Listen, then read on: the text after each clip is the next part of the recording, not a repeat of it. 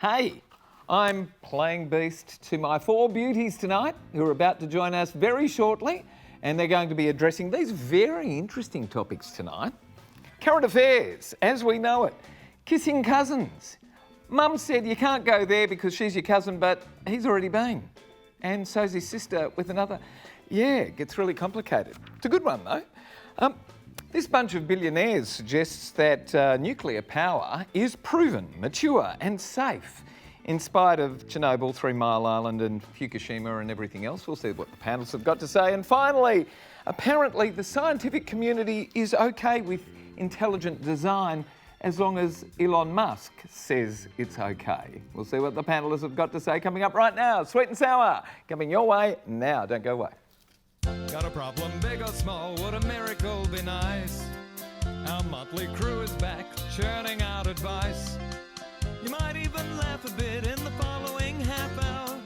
Park your backside on the couch, cause baby it's time for Sweet and Sour. Right here on Sweet and Sour. It's time for Sweet and Sour. It's time for Sweet and Sour. We go. Good evening, everyone. Welcome to Sweet and Sour. Terrific to have your company, and terrific to have the company of these panellists tonight. My mates. Hello, Deanna. Hello, Mitch. How are you, Dale? How are you getting your vitamin D? Oh, the sun. The sun is back. I'm so excited. I am such a warm weather girl. I just disappear in winter. I just like shrivel up when it's cold. Hat, sunscreen, whatever's required, right? But as soon as it's warm outside, I am out there it's warming up. All that beautiful sun I'm excited. energy. It's warming up. Lydia, what are you doing? Vitamin D? Sun. Sun? Suns? I was at the beach the other day and this poor lady who was sitting next to me said, I've got 2 kids and one's age 10 and one's age 11, I think, and both of them have got broken bones and they've been diagnosed with vitamin D deficiency. Wow, get those kids Get them out of the sun, will you? Wow. But they need calcium as well, because I think it's calcium. Calcium and weight-bearing exexercise. Yeah. Because all of those. It's something to do with calcium in the way you absorb vitamin D. Wow. Greens. What do you do for vitamin D? Not everybody needs the same amount of exposure too. I mean, nothing I am consciously. freckled. I am a sun baby. I'm an Aussie girl. Yeah. How do you avoid it? How do you avoid it's it? easy to avoid. You just stay inside. I mean, I'm a hat girl, I do this when I drive. the hair is very handy. All right, Dr. Kat, how did you go with the sun when you first moved here? Love it, although I loved it, but I was very hot for the first couple of years, and I remember chopping off all my hair. Just to cope with it? Yeah, and also because I just remember this one time I was in my student car, no air conditioning, and it was like 43 degrees, and this car went past me with a Christmas tree on the roof. And? I was like, this is not really working for me here. Oh, you used to white Christmases, weren't you? Yeah, absolutely. Oh, I'm a Canuck. I've never seen Not that. here. A Christmas tree on the roof in Australia. Yeah. How do you That's think? the movie thing. How do you think Governor Phillip felt when he came out here for Christmas? We're going to go straight into it because Abby's winding us up. Relatively speaking, I just don't know if I'm sporting old values or whether I need to readjust to new ones. We moved back to Melbourne after 11 years living in the States because of my husband's job. The kids are now teenagers and readjusting to life back in Australia. They hadn't seen their cousins for over 6 years and now they're all young adults. My husband and I have a total of 6 siblings, all with similar aged children. When my husband and I grew up visiting cousins, it was such a fun time. We always look forward to it.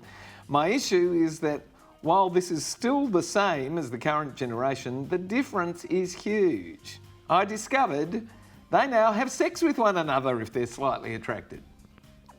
I'm shocked. And I only found out because my son kept telling me his cousin Kelsey is really hot.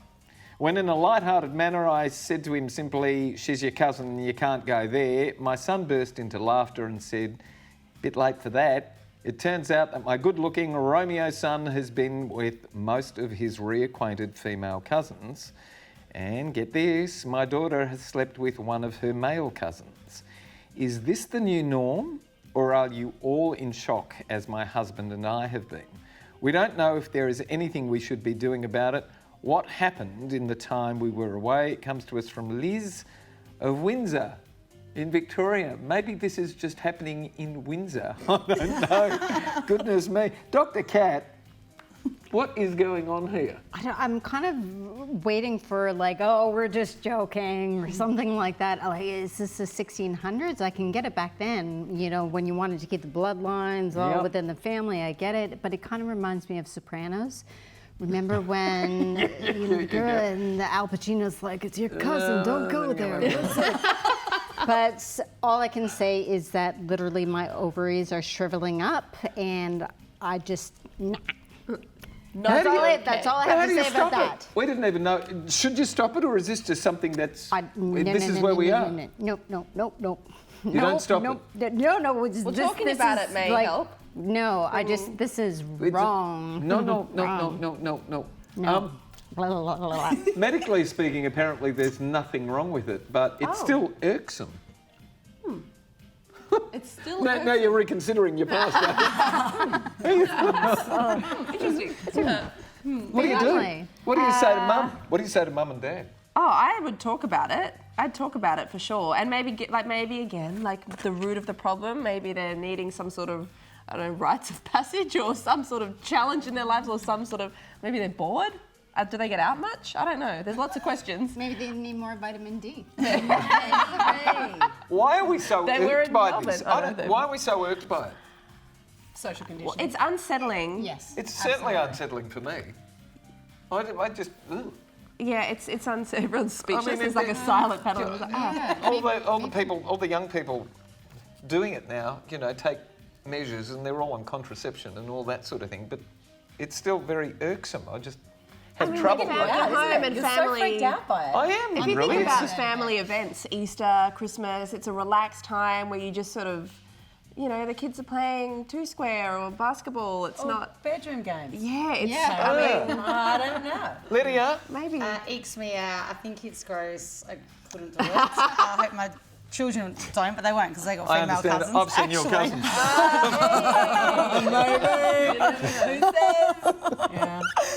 So I don't even have my mind to even go there. It's nothing new though. Like, it's obviously, as Dr. Katherine said, in the 16th century.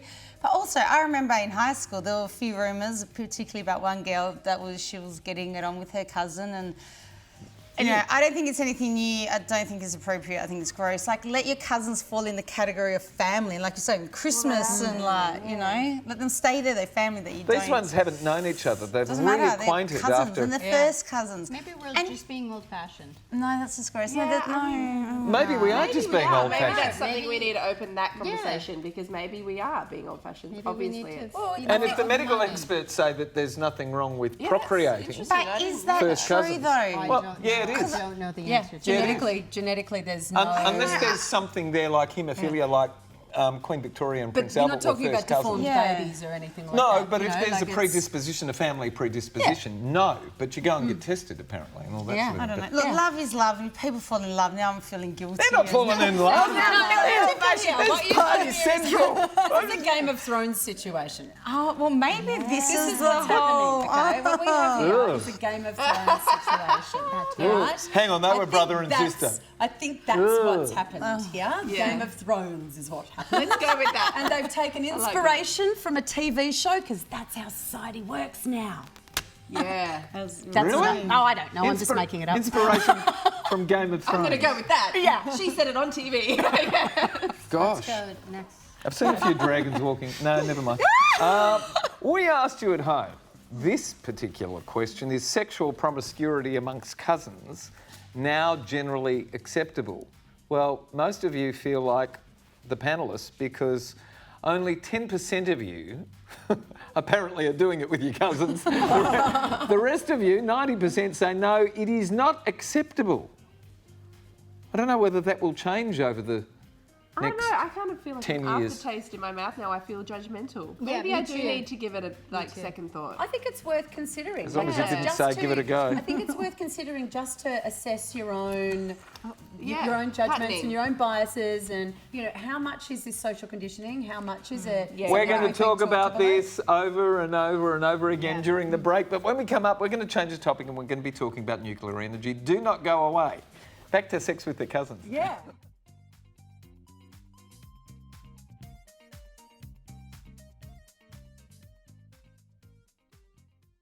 Sweet and sour.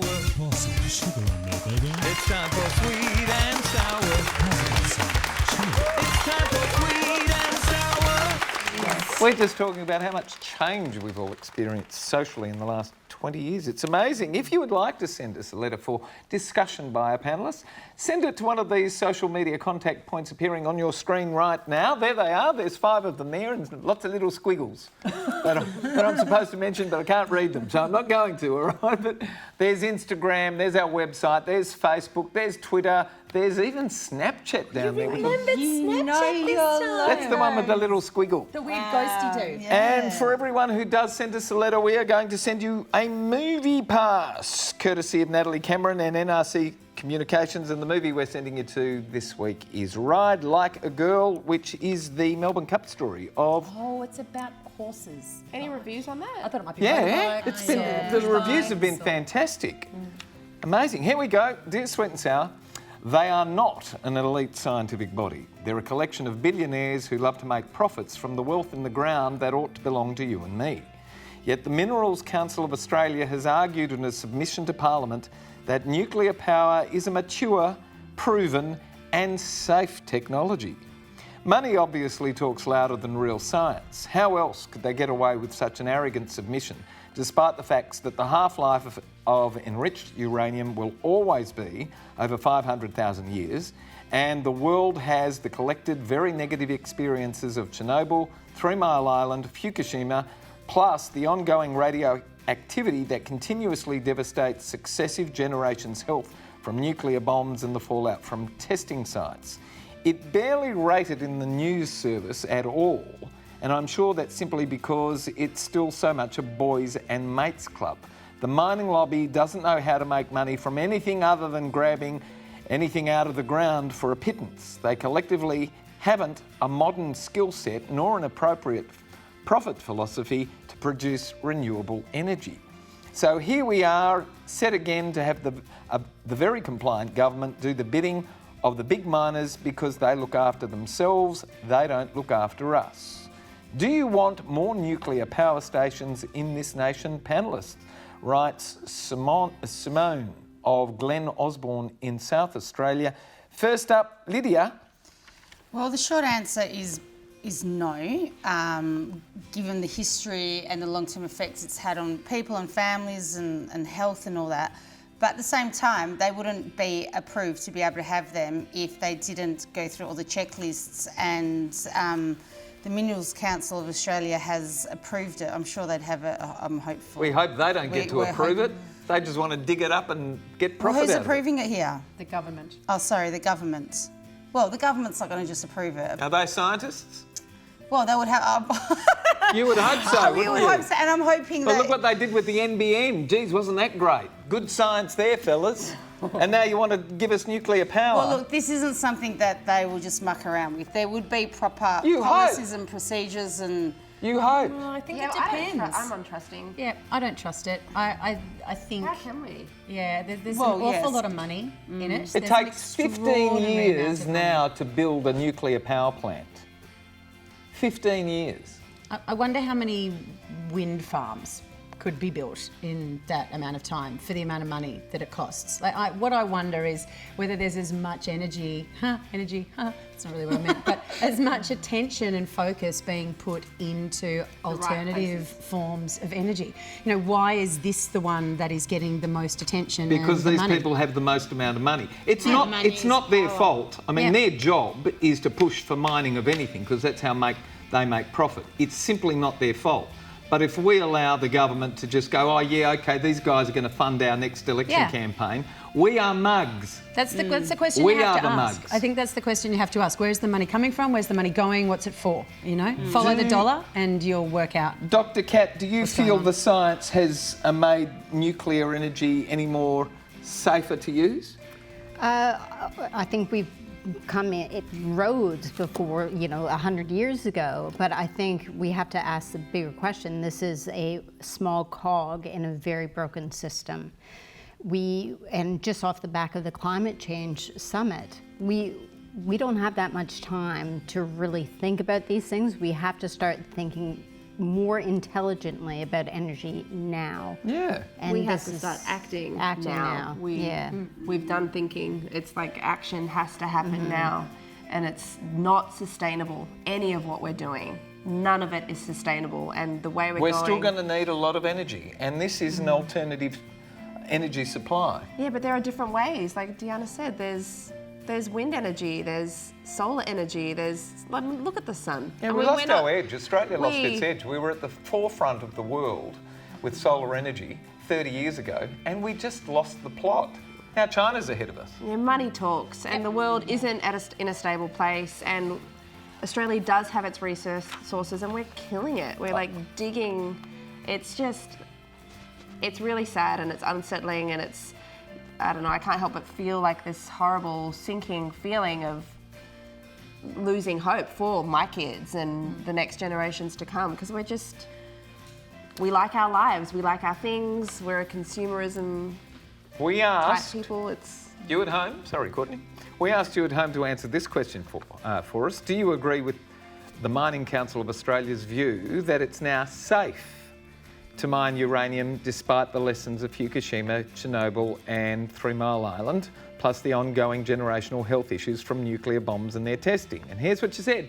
35% said yes, and 65% said no. But of course, you know what happens every time there's an issue about the mining industry paying more of a royalty or not being allowed to mine something, they threaten jobs. So that's just a tactic. Wait for that to happen. When we come back, more of Sweet and Sour. Don't go away.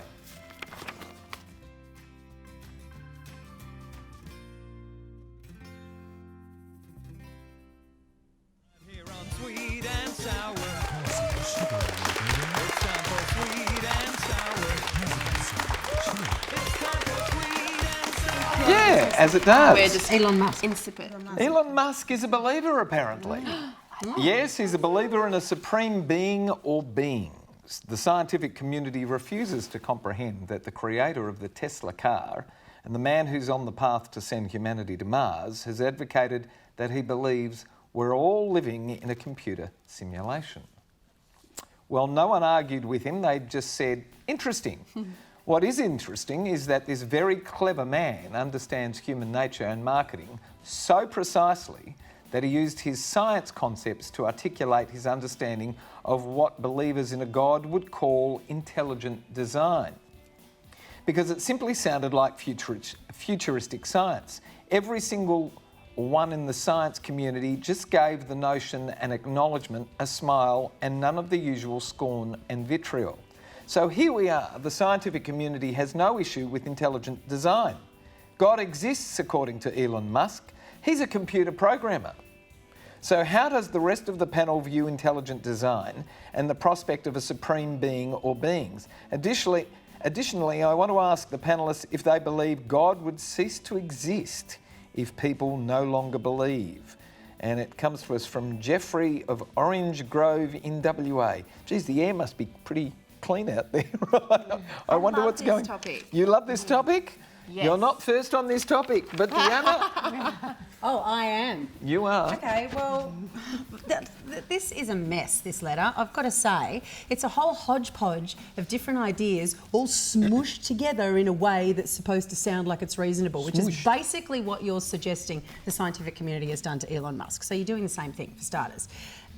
Your arguments are really broken. It's really, you're drawing comparisons between two things that you're the only person that's putting together. Elon Musk being a computer programmer doesn't mean he can't believe in God or a supreme being. Now, I don't believe in God. I don't believe in a supreme being. I don't believe in intelligent design. I believe the Earth was created the way that the evolutionists describe its creation, and that's my belief system. Does that mean God doesn't exist for instance, Lidia, if she believes in God? I don't think so. My belief system has absolutely nothing to do with her belief system. I don't understand how you can draw a comparison between the two. I'm just confused by this letter. So do you think God might be a computer programmer? No, I don't. Tell us how you really I feel. think Elon Musk could possibly be one, but no, look, I'm with you, Dana. Your letter has kind of thrown me out. I'm like, what point do I focus on here? Yeah. So I'm going to go down to the bottom because I do believe in God. It gives believing in God. Firstly, I was raised to believe in God. I don't necessarily follow everything I was raised to do, but it gives me a sense of I don't know, like sort of being, and it's someone that I can talk to, I guess, and it helps me. God, believing in God for me personally guides me, and that's my belief. And many people don't, and Diana doesn't, and that's cool, and that's her belief. And I'm just going to answer your last question because I'm confused in your letter. Would God cease to exist if people no longer believe? I'm going to say yes, because He would cease to exist. He would no longer He, she, or they Hey, would cease to exist. Well, because if you don't believe, then there's no purpose. You have to believe in something for it to. this is a complex situation. This is a complex thing to talk about, right? Because Well- if not believing in something causes it to not exist, does it exist in the first place anyway? No. And as I'm speaking, I'm like, I would have thought because you suggested that you're a believer in God, if the rest of us don't believe in Him, she, or they, or so you, be it. that I do. He, she, or they would still exist, irrespective of us He's believing saying in them. if no one, like even myself. Would God cease to exist if we didn't believe in Him? I disagree. Hang on, because we asked you. Itching over here. We, are, Biting out of my head. we asked you at home, does God fail to exist if everyone stops believing? And here's what you said. 65% of you said, yeah, He doesn't exist anymore. Such a bad question to start with. It And- just, Okay, it is Like- a strange. I like how I went straight Jeffrey, to that. no one though. likes your I was like, question. I had no idea. All right, I feel. Come on, you come- gotta ask. She's 'Cause dying she- 'cause over she's- here. okay, busting she- over here. yeah. She's busting. at the bit. Put her out Go of on, her come on. mister. Well, first of all, what is God? You know, there are so. Oh, how long do we have? I know. This is such a deep topic. I mean, God is the universe. I believe, and I really do believe this, that science and spirituality are the same thing. I mean, Einstein proved it, and they're now proving Did he? through. Yeah, he did. Because I mustn't have got the memo. energy is everything, and energy doesn't die; it just changes, and that's what Einstein proved. So if Yes, we but can't where's technically God in die, there? spirit continues because we're energy. We decompose into the earth. Spirit Energy and changes matter. to something else. It just changes. Everything changes. But that's a different definition of dying. Well, it is, and what's a different definition of God? This is the Okay, point. all right, okay. If God is me, God is you, God God is is energy. everything, God is energy, it's creation, it's everything. It's the microcosm, like a mandala is the small, and we learn ourselves and our family and the universe, it just expands. The music's I can't on. even, We've I gotta feel there's go to so much Dr. that I want to say and I can't. Dr. I can't Cat for get the it all last out. word. Go! I think, like Robin Williams said, you only get a little spark of madness in your life, so don't waste it. And I think, Elon Musk has done amazing things, and I think he's afforded the right to be a bit, a bit kooky, and I think it's kind of like the Pope has no clothes. I think no one wants to comment on it. Everyone just wants to say yes. He's doing marvellous things for scientific progress. So when he think he's says on this, something. I think you he's on just go, something. Guess what? Yes, he's care not. anyway. He's not hurting anyone. We got to go. Come on. Ladies, it's been terrific to have you. Thank you for being here tonight. We've got to say goodnight. Good night, Deanna. Good night, Lydia. Good night, Courtney. Good night, Dr. Cat. Thank all of our wonderful panellists. Thank our terrific crew. And thanks for having us at home tonight, Australia. Good night, everyone. See you next week. Bye-bye. bye-bye. So this God thing.